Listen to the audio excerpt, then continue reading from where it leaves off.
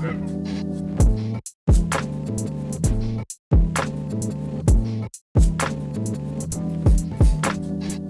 welcome back, everybody, to the BaseLINE podcast. I'm your host, Ben Newman. Now, there have been two coaches in my life that have made a big impact. About 2.5 months ago, we already had Coach Barr. Now we have our other coach. He's going into his 9th season as the head varsity basketball coach at Catholic Central. Please welcome my special guest, Coach TJ Meerman. Coach, how you doing today? Good. Thanks for having me on. Yeah, of course. It's great to see you again. Yeah, great to see you too. We go way back. Oh, yeah. Yeah. Now, Coach, to start things off, you guys did make it to the finals this past season. Unfortunately, you couldn't pull out that final game, but Yeah. what would you say were some of the positives of this past season and, of course, some of the negatives as well? I think the positives, the hurt of a overtime loss is something that I've experienced twice with our guys here at Catholic, but there's a lot that goes into the season prior to that last game, and I think the positives outweigh the negatives just in that our guys had an incredible year. You know, in the last two seasons, I think, have been the winningest two seasons of any team in the state of Michigan, and all of those little, the games and the practices and the build-ups and the team trips and all those little camaraderie points that we have throughout the year. I mean, the end goal is to win a state title, but the main goal throughout the season is to continue to build and do things the right way and have fun playing. Our guys are in high school; they're high school athletes, and I think part of the process is they have to have fun out there too. And I think we do a lot of that with our players. We challenge each other with the types of games that we schedule. But we went down to Ferndale last year and played U of D Jesuit, one of the best teams in the state. Those types of trips are fun. The games are fun, but I think if you ask our guys, they remember the road trips and staying in the hotels for those Final Fours.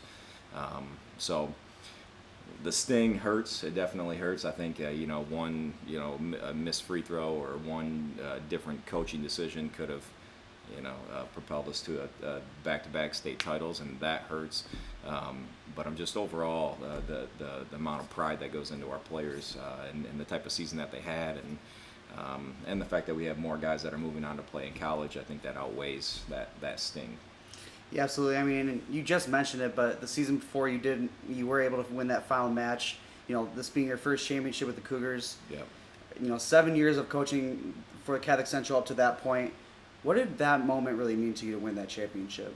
Well, I think it meant a lot to me, but I think it meant a lot to our current team and then the players that came before those guys. Mm-hmm. When I talked to when Marcus Bingham and Jacob Polakovich and Austin Braun and when those guys, Mike Hill and Devin Boyd, when they texted me before the Final Four of 2 years ago, it was finish what we started, Coach. Mm-hmm. And I think there's just something to be said about that, to have those guys, come back after winning our state title. And beforehand, we had our alumni camp where those guys came back and ran a camp at CC. So, like I said, it was a monumental moment for our program and for the school because we had never won a state basketball title in the history of the school, and there's a long history there. So that was a big moment for our school. But like I said, for just to see the looks on our players' faces, the Michael Lamonaco grabbing the championship trophy, and then Gabe Quillen, and those looks were priceless. Coach, you have a lot of history when it comes to basketball. Some of that we'll get into a little bit later. But where does this love for basketball really stem from? For me, I've always just loved to play the game. I mean, it's and you can ask, athletes from a lot of different sports, but it's a sport where everybody loves to play. Mm-hmm. I grew up in a football family, and I love playing games on Friday nights for football, but football is not something that was enjoyable Monday through Thursday during practices. You come to a basketball practice and you're getting up and down the floor, and it's fast, it's quick paced, and I think it's always just been fun to play and fun to watch. Also, the thing I've really enjoyed about basketball is, I wasn't the most athletic kid, but I felt like it was such a skill sport where I could control how good I became at that sport. Certain sports, if you're bigger, faster, stronger, you're going to excel more than the other athlete. But I felt like in basketball, if I just put the time in the gym, I could control that, and I think that's one of the reasons why I love the game. Yeah, absolutely. I mean, you also just mentioned it, but your father was the head coach of Coopersville High School for the varsity football team. Yep.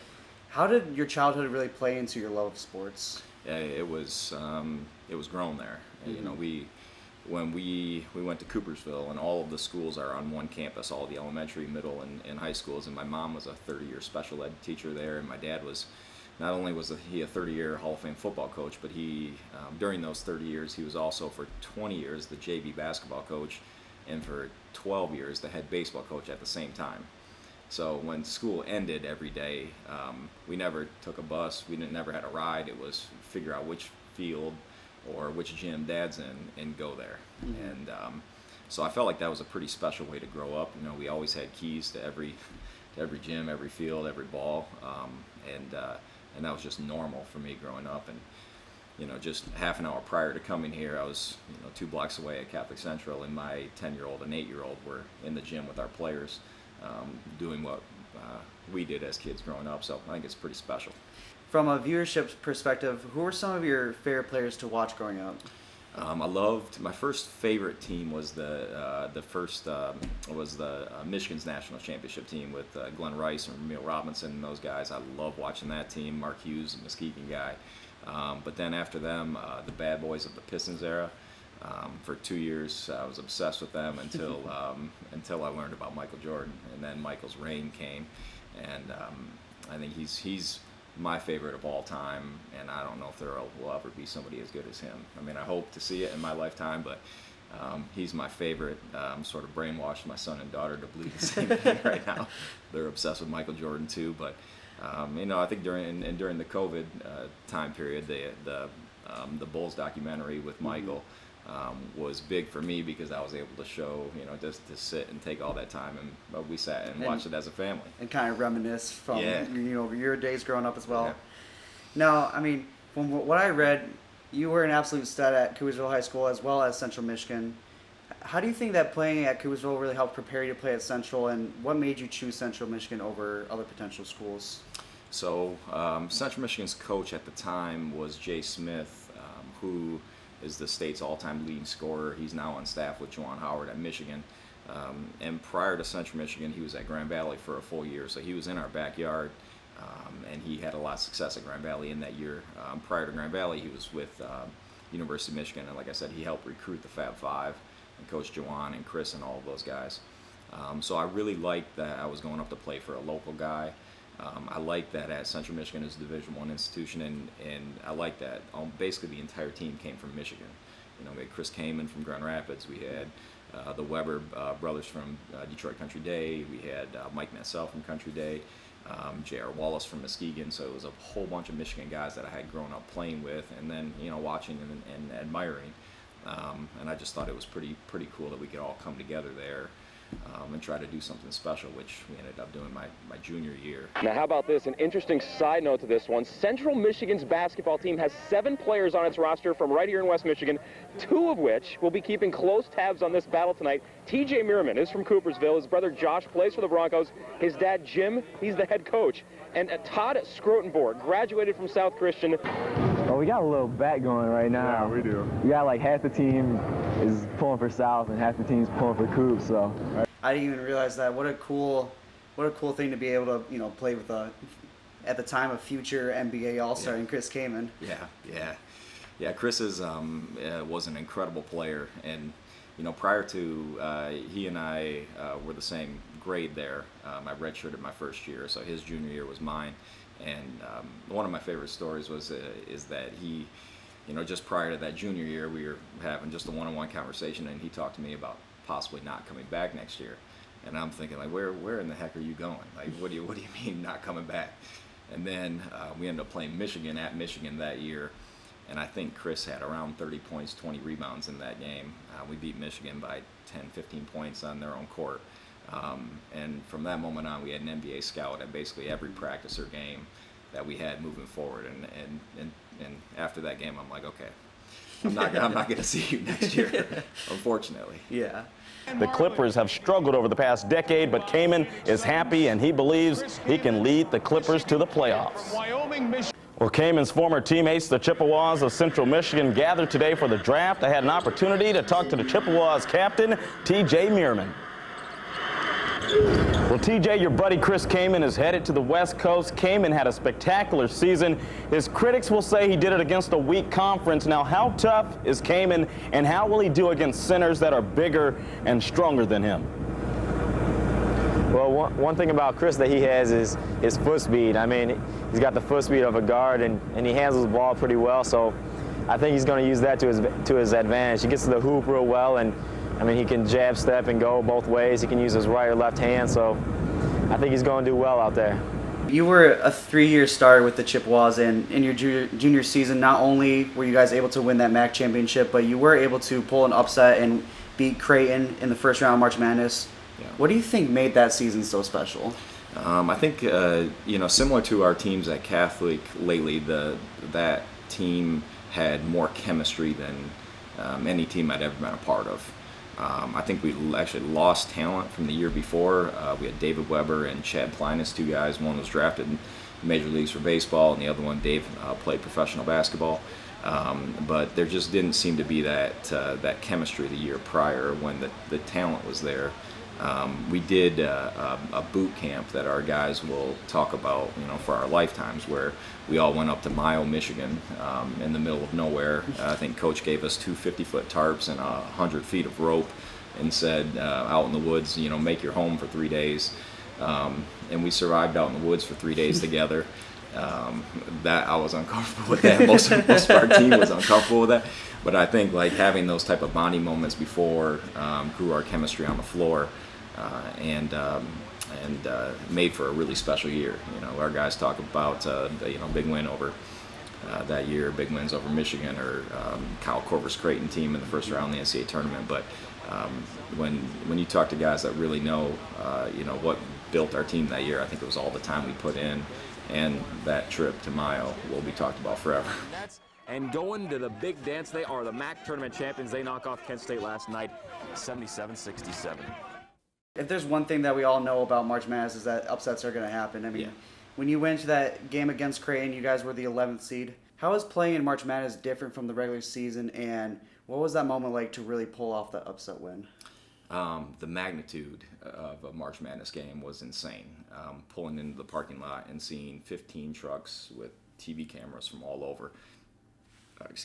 The press conferences were insane. Having legends, Kareem Abdul-Jabbar broadcasting your game, Dick Enberg was there as well, and so everything just seemed to be blown up in March Madness, which is something that we expected. But walking into a stadium of 15,000 people playing at Utah, so.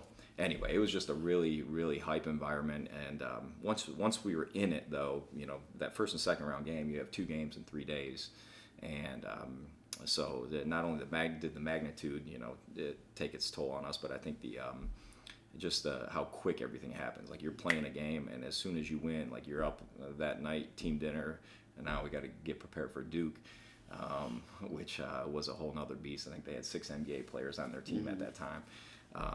But it was a ton of fun. It was something I'll remember forever.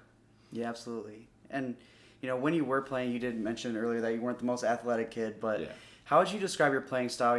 What would you say were some of your best aspects of the game, and on the flip side, what are some things that you think you could have done better at? So as a player in high school, I was a scorer. I kind of had to be coming from the school that we were at. But when I got to college, I sort of morphed into a point guard role, and my role was to grow chemistry, to make sure that Chris Kaman had as many touches as possible, and to make sure that our offense and that our defense flowed. I thank Chris when I see him because, again, on the ball, defensively, I wasn't the greatest defender, and it helped having a 7-footer standing behind you in the paint for those mistakes. So I think one reason that I played is that when I got to the college level, I saw a role that I could take, and I jumped into it, and I took that role, and I played it to the best of my ability. I wasn't trying to do something outside of my role. I knew I wasn't going to be a 15-point scorer a game, but if I could have a 4-to-1 assist to turnover ratio and play good defense, that's what I needed to do personally to stay on the floor and to help us win. But I think in terms of things I could have done better, just being a better defender. would have helped me. It would have helped me play earlier as a freshman. I went from playing 4 years straight on varsity at Coopersville to every minute, every game my freshman year at Central Michigan, I played 2 minutes a game, and that was a big adjustment, and mainly it was because of a lack of defense. So yeah, before becoming the head coach of Catholic Central, you were an assistant coach at Grand Valley State University. Was coaching always something that you thought you could do after graduating?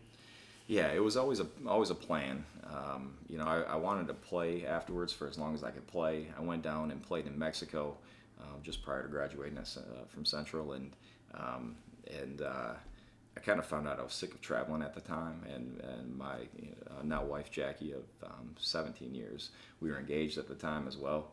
So I kind of missed home. I came back and ended up finishing, did my student teaching, and then as soon as I started my student teaching, I knew just from following, I guess, a little bit in my dad's footsteps that I wanted to coach. And whether it be football, basketball, I actually started off coaching the 7th and 8th grade football team for my dad's program when I came back to West Michigan. And then my brother and I, he's our JV coach, we started running camps all over the Grand Rapids area. And I found that I really enjoyed it. I really enjoyed the player progression and just being back in the gym with the next generation of kids to come and play. So anyway, I was thankful for that year being at Grand Valley State University as well. I think it really helped me to just see the game from a different coach's standpoint, and to be an assistant and learn from somebody too, somebody really good. I think Coach Wesley is one of their all-time winningest coaches at Grand Valley, and also just to be at a school where my dad played football at Grand Valley, my brother played football, my aunt was a point guard there, my Uncle John was a tight end, my brother's wife, Kelly, was an All-American swimmer, so it was kind of cool to be back at a school where we've got a lot of history. Many coaches have different ways of coaching. I mean, you have 7 seconds, grit and grind, defensive style, but how would you describe your coaching style? My coaching style, I think, is one built on connections with our players.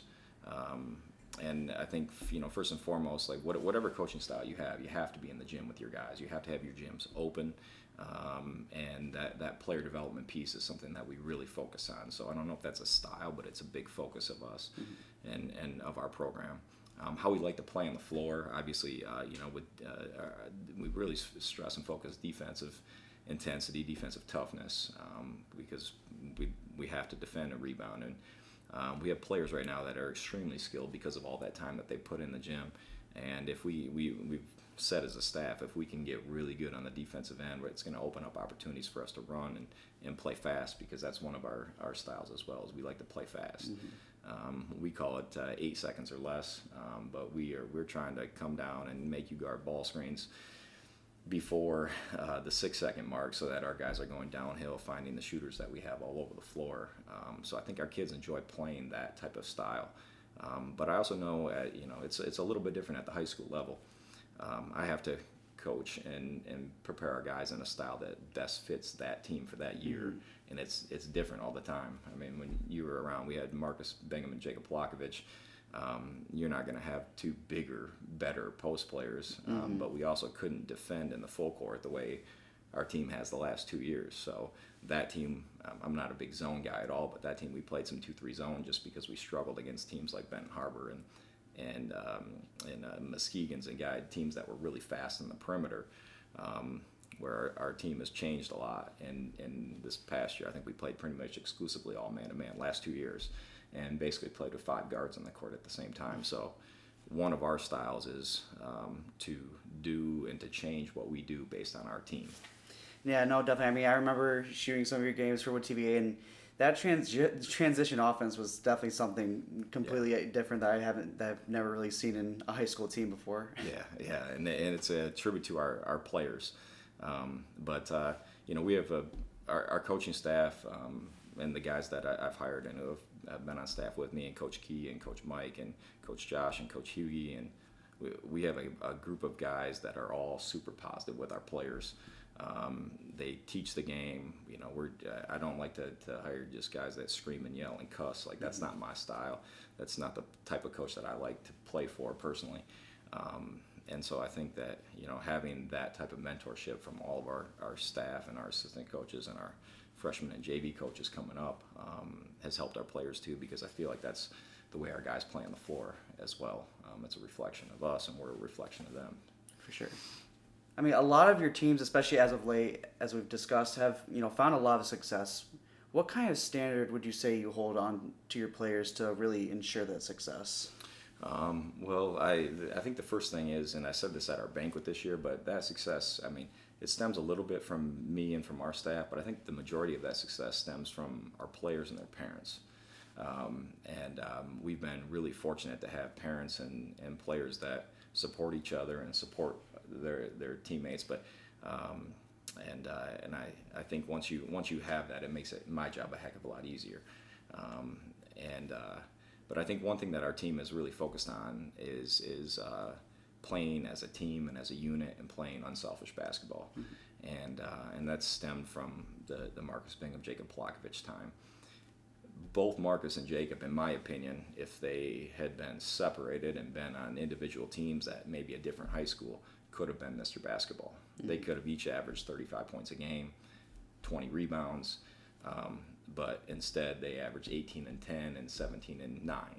Or I think I actually both averaged double doubles, 17 and 11.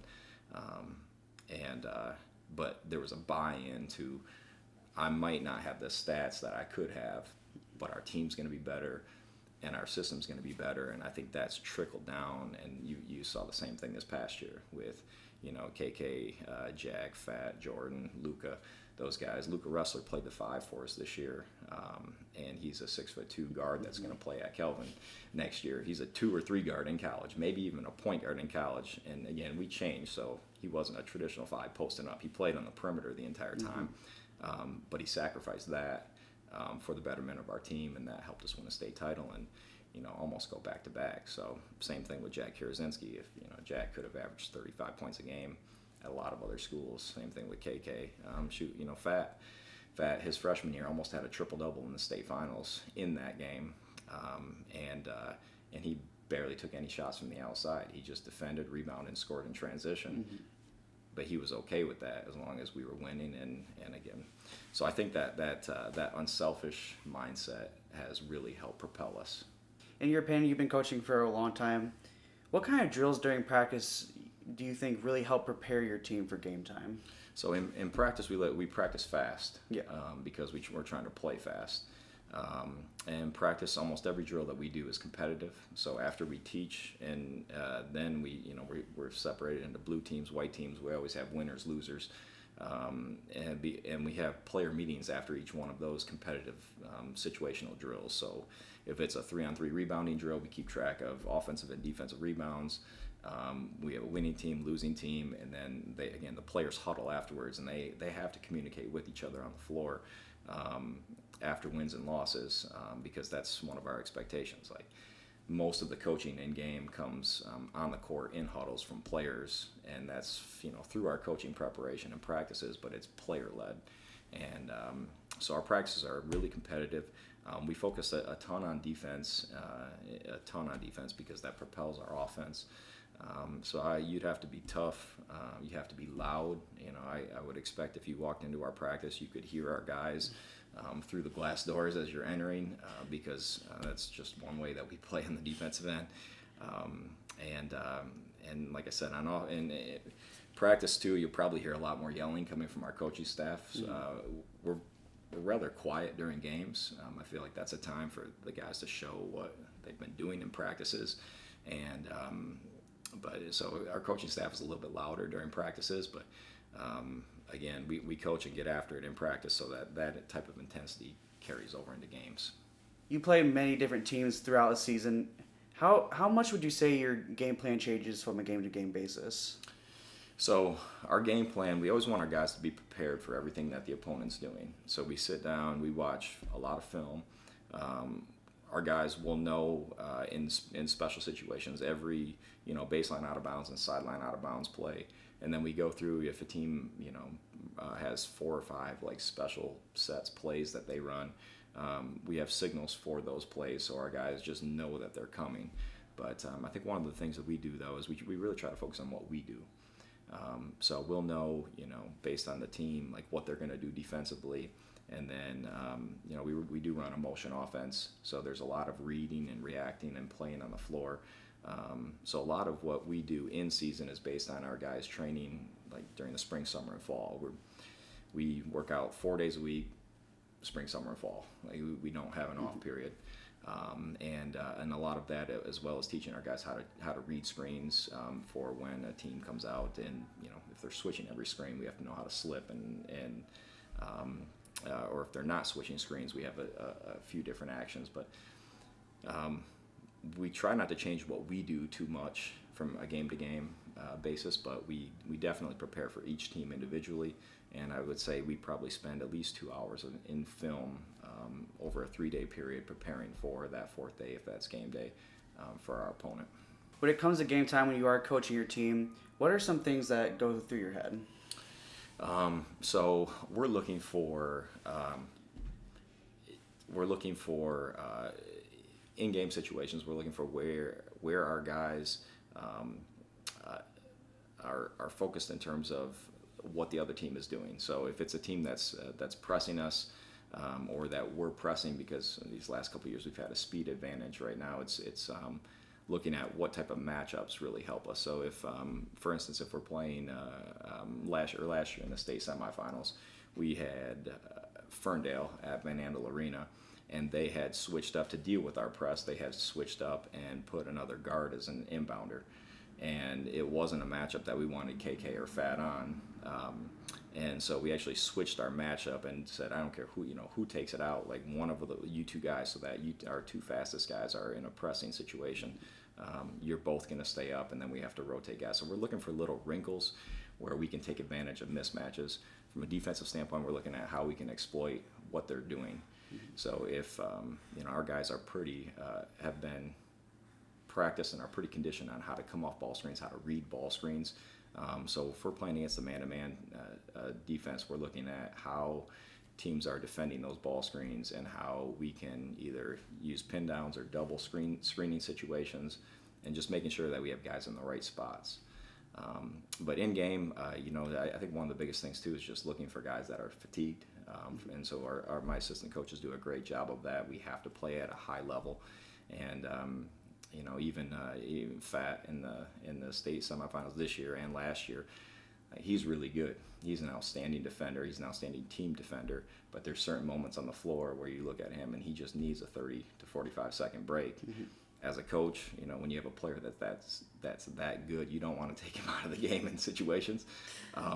But it's going to benefit him, and it's going to benefit our team, and it's also going to show trust, because we have trust in our bench guys that come off as well. We've had an outstanding bench in the last couple of years. We had Ryan Grantham in our state championship year, who came off the bench and played big minutes for us. He didn't start for our team as a senior, and he's playing in college right now. From talking to his college coaches, they love how he came into the system knowing how to play in a college-like system. So I think those are some of the things we look at in game. Yeah, absolutely. I mean, that was definitely one thing that I remember really finding amazing when I was watching you guys this past season, is that, sometimes you guys would start off slow, but as the game went on, you guys didn't get tired. And, while the other team became fatigued, you guys would take advantage and really lengthen that lead. Yeah, and that's a testament to our guys and to, our strength coaches and all the time that they put in. We do a lot of metabolic conditioning that's tailored towards basketball players. In basketball, there's a burst of energy, and then there's a recovery, and then another burst of energy, and that just going back and forth throughout the entire duration of the game. Where I feel like we would go into a lot of games at halftime. We went into Grand Rapids Christian at Christian with basically 6 or 7 healthy players this year. I think we were down 17 at half. We had Jordan Brooks and Luca Ressler both out the entire week beforehand. Nate Van Timmeren was playing for us, and he had just finished a state football title, so he had practiced like twice with our team. We had Carter Meerman was at home sick with the flu, and we went in down 17 at half and came out and made a bunch of adjustments. And then I think our energy took over and helped carry us through. But that happened time and time again. Our third quarter burst because of how hard our guys have worked in the offseason on their conditioning, and really paid off for our guys. For sure. And, going off of that kind of success that you found for Catholic Central, you've been able to coach some really great players. I mean, we mentioned a lot of them already. Marcus Bingham finished up at Michigan State, just played for the Mavericks in the summer league. Yeah. Jacob Polakovich, Southern Indiana. Some of your more current players, Jackson Kierzinski is going to play, and William Mary. Yeah, Kane Brown is coming back. He just signed with Wright State. Yep. Joe Brooks just got an offer from Michigan State. You've even been able to coach Michael Brown and Jalen Mayfield, two players that just made their NFL dream. Yeah. What has it really been like to be able to coach all these amazing players? It's been just that, absolutely amazing.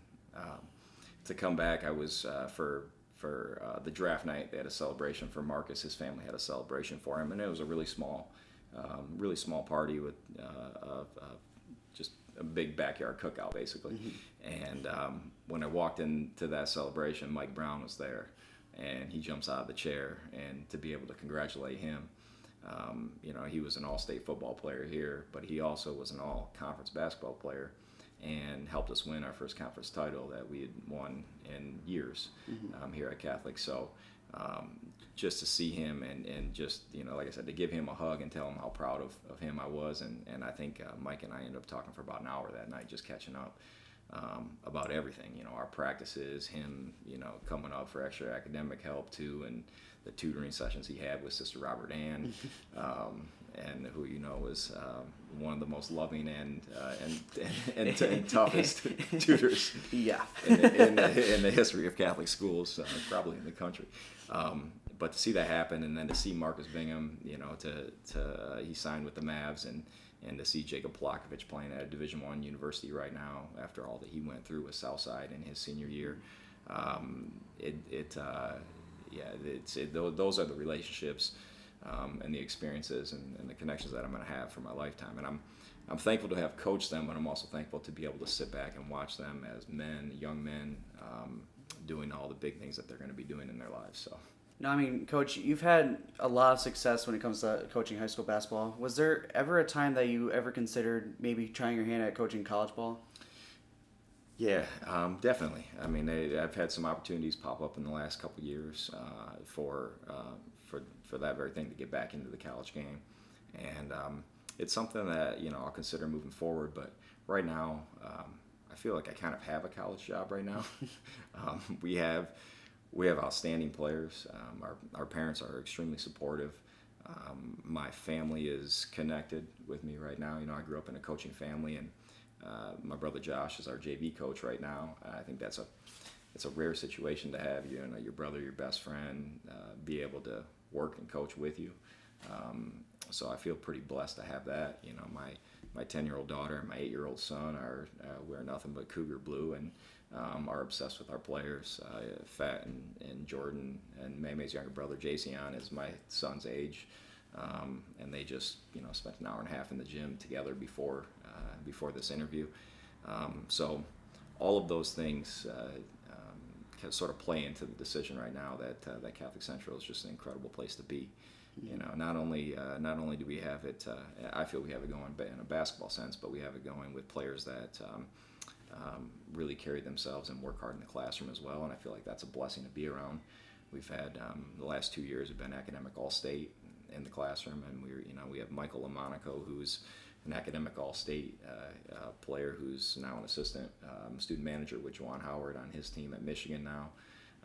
Ben English from this year's past team, multi-sport, great athlete at Catholic Central. He didn't play a lot for our basketball team. He would have played for a lot of other teams in the area. But obviously we have some talented players, but he's going on to Dayton University. Again, he was extremely high academic, over a 4.0 kid, and he's going to work with Dayton's men's basketball team as a student manager as well. So I feel as long as we're doing things the right way, and able to help players play in college or help place them in college for experiences that that I had when I was growing up. I traveled the world. I was from Coopersville. I never was on an airplane until my freshman year of college, and I feel like we're helping players have those opportunities in the future. And that being said, CC is a good place for me. It's the best place for me right now. Coach, the main reason that you and I really got close, and the main reason that you made such a big impact in my life, I mean, my senior year of high school, the 2016-2017 season, you and I got close just from talking basketball, and, you know, you made a young kid's dream come true when you helped me develop Cougar Ball Radio, you know, a platform for me to help broadcast the boys and girls varsity basketball games. Yeah. Why did you want to help me, you know, really find that passion for broadcasting? When I got hired at Catholic, there were a couple players. One of the LJ James kid. They had some really talented players that had just transferred out prior to me getting the job, and so we struggled in those first couple years that I was here, just with trying to grow our program, trying to set our foundation, and it takes time too. You know, my dad's experience, he said the same thing. It's going to take you 5 years to really get things rolling. So in that time, we were trying to find as many ways as we could to help grow our program. So one of them was obviously to have more media coverage and to have an opportunity for parents, grandparents, friends who couldn't come to games, be able to listen to games and try to grow our program a little bit through that. So I put a message in the school bulletin about coming to see me if anybody was interested in doing so, and then you came up. And I feel like, I don't know if that was God's intervention or whatever, but I felt like it was meant to be. And so again, similar to like, you know, Ben English, like we had a special connection. And I think it helped. You know, Ben's not going to play college basketball, but he's going to be around the sport of basketball, which he loves. He's going to have opportunities in college or in the professional basketball world to grow his career. And I felt like when you and I met and connected, we had that similar type of connection. And anyway, for me, it's been another sense of pride just with my players to see you and see you go to Bradley and get your degree and then to see what you're doing now and to watch you grow in the next 20 to 30 years and to know I had a really small part in that. Because again, like that's what I learned from my dad. It's more about the opportunities that you can help, players or broadcasters with. And so anyway, I appreciated all you did for our program and helping us grow. Anyway, it's been a good connection. So. Yeah, absolutely. I mean, it goes both ways. I don't know where I'd be without that opportunity to broadcast the games. I will not be playing anything on this episode because I've definitely gotten a lot better since those days. But I mean, I really appreciate that opportunity just to really find out what I wanted to do for my career. Yeah, and I thought it was cool too because you were able to go into broadcasting in college and set the stage for future students from Catholic Central to do the same thing. Cougar Ball Radio has been taken over a little bit by Michigan Sports Radio by Eric Wells, and he's been broadcasting boys and girls basketball games for us, and he's actually going to move in and broadcast the football games as well this year. But there were other students who weren't as interested in basketball who came and asked me how to get started and who have been broadcasting our hockey games on Cougar Puck Radio over the last couple years as well. So while the Cougar Ball Radio, nobody stepped up for hoops, it's helped with hockey. I know our hockey programs loved having two students from CC sitting rinkside and broadcasting those games. So anyway, it's a pretty cool connection. Well, it's definitely a sense of pride to, see that's continued a little bit. So that makes me happy. But, aside from playoffs and news coverage, I mean, you mentioned a little bit, but high school sports really don't get that much live broadcasting attention. How beneficial do you think having that broadcasting would be for a program? I think it's, especially today, and then with the last couple years of COVID, I think it was vital for our program. Our numbers were around 1,500 listeners per game. Post-COVID, during COVID, we had over 2,000 in most games because, we were only allowed to give out 50 tickets per game. So basically, all the parents and then coaches, wives and coaches' families were the only people in our gym watching our games. So having those games broadcasted meant a lot. Also, just with our schedule, we're going to Detroit playing. Next year we're going to LeBron James High School at St. Vincent St. Mary's. We're going to play there as well. I know there's not a bunch of CC people that are going to be able to make that trip. It's going to be a pretty special trip. They have an outstanding team, and to just go and play in the gym that LeBron built is going to be fun. But to have radio broadcast of that game and to be able to bring that back here to Grand Rapids is big. Our fans love it, our players' families. And then there's also, I got to check up with Cougar Ball Radio. I don't know if there's still a history of those games all saved, but there should be, right? Yeah. Through the YouTube channel. Yeah, but it was through my school email, so I don't know if that's gone now, but Yeah, it definitely is gone. But anyway, for our players to be able to come back too and be able to reminisce about those games and listen to bits and pieces of it, I think that's special for them too. Before we start recording, I did promise you that we would talk about this, but you said that your favorite player of all time is Michael Jordan. I don't know if that's true, because I remember there was one thing that you and I always disagreed on, and that was who was the greatest of all time. I always thought it was Jordan, but you always told me it was LeBron. So I guess just to start this off, I mean, what is it like to make such an outrageous statement?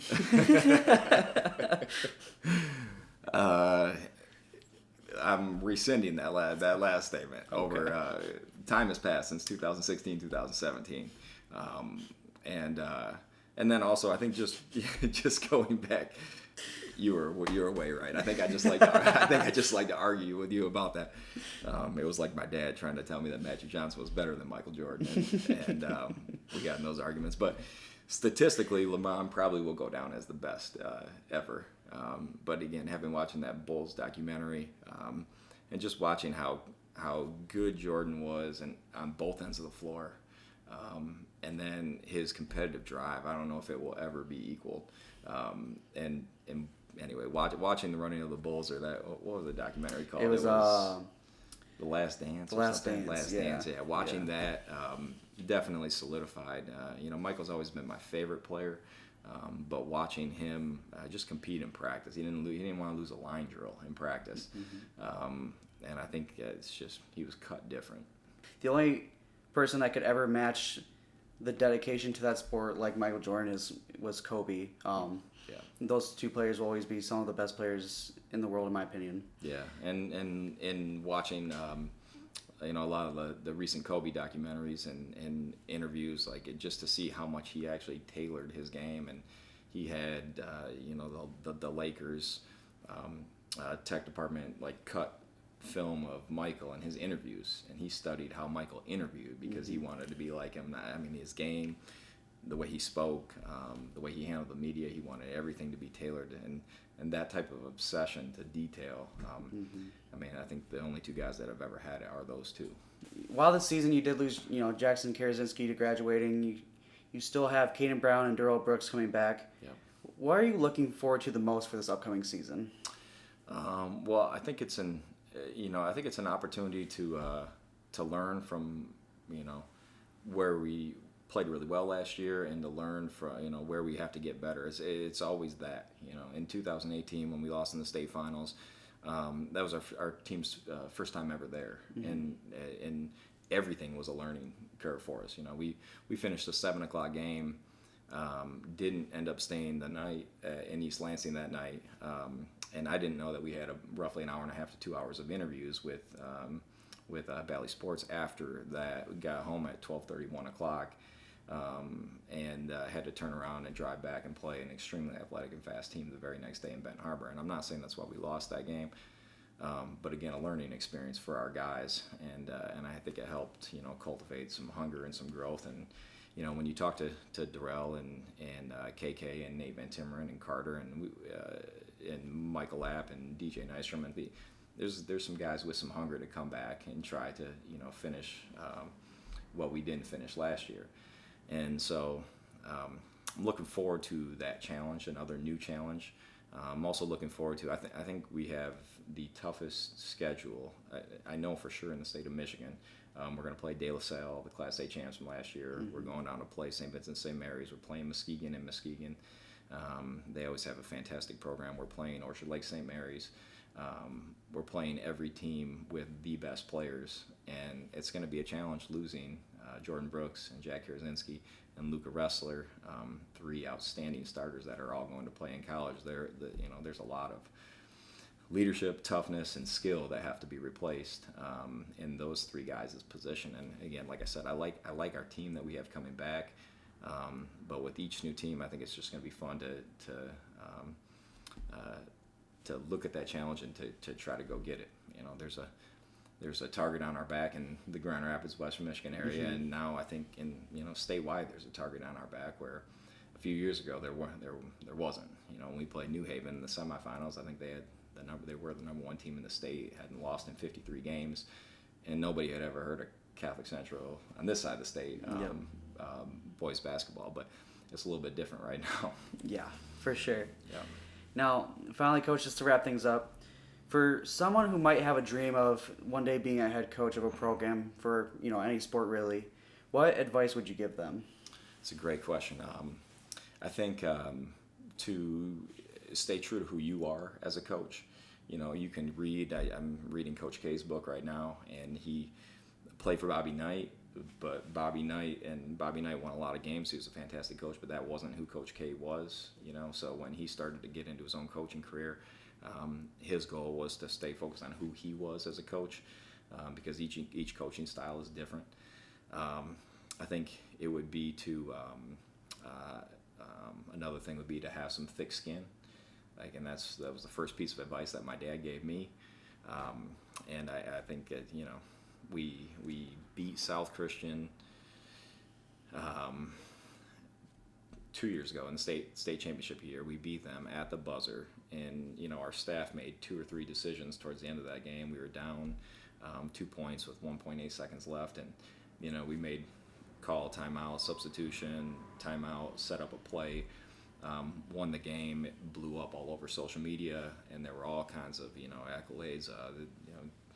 Great play, great set design, all this stuff, and then you can get in a situation like this year's state finals where at the end of regulation, I don't think that I made the right call, and we had a high ball screen set for KK, and when he caught the ball, he kind of stumbled and went backwards, and we didn't get a good shot off. There was 4 seconds left. We weren't at the rim, and then looking at that opportunity to win a state championship right there, I should have had something more going up the court, more aggressive for our players within that time.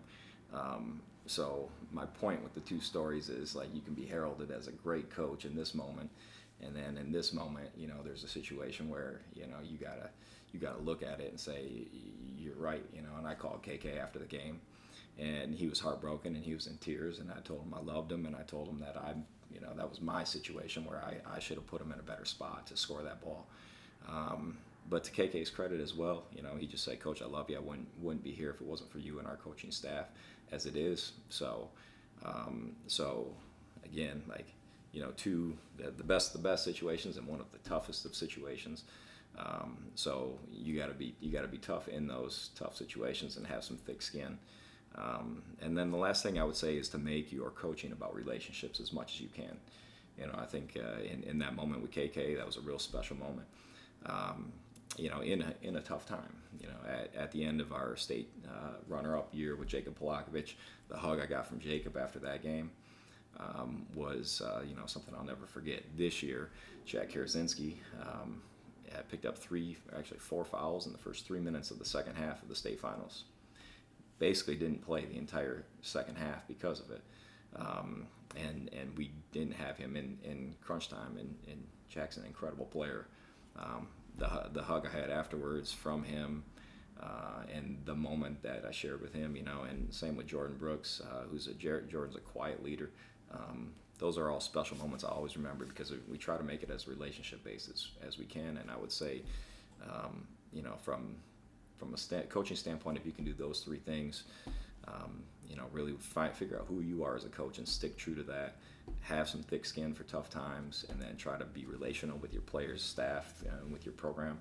I think you're going to have a lot of fun, and there's going to be a lot of reward. And there's a lot of coaches now that get out of coaching too quickly. You rarely see the 20, 30, 40-year guy around the state because there's a lot of pressure. But if you can do those 3 things, I think you can have a lasting career and have some fun while you're at it. For sure. Well, Coach, I just want to thank you. Thank you for being such a good coach. Thank you for giving me this opportunity to interview you and everything that you've done for me. I really appreciate it, and I'm honestly looking forward to the future of Catholic Central basketball. No question. I'm a Central Michigan guy, so when I see the statue of Dick Enberg out in front and all that he's done with his broadcasting career, I'm expecting in 20, 30 years to see your statue outside of Catholic Central with the same exact type of career, and I'm serious about that. I'm expecting big things from you, and I like I said, every time I see a podcast pop up, or I hear that you're interviewing or covering this game. I saw you at a lot of games this past year too. There is an immediate sense of pride that you were a Cougar and that you started your career with our basketball program. So anyway, I really appreciate that. Thank you, Coach. Yeah. But that's going to wrap it up for us today, guys. Thank you so much for tuning into this episode of the BaseLINE podcast. Thank you to Coach TJ Meerman for coming on and talking about his coaching career, playing career, and everything in between. If you guys enjoyed the episode, please like and subscribe and follow us on all social media platforms. As well as this, make sure to go follow and check out Hidden Harmony on Instagram. Link for them will be in the description as always. But with all that being said, guys, thank you again so much for tuning into this episode of the BaseLINE podcast. I'm your host, BaseLINE Newman, and we'll catch you guys next time.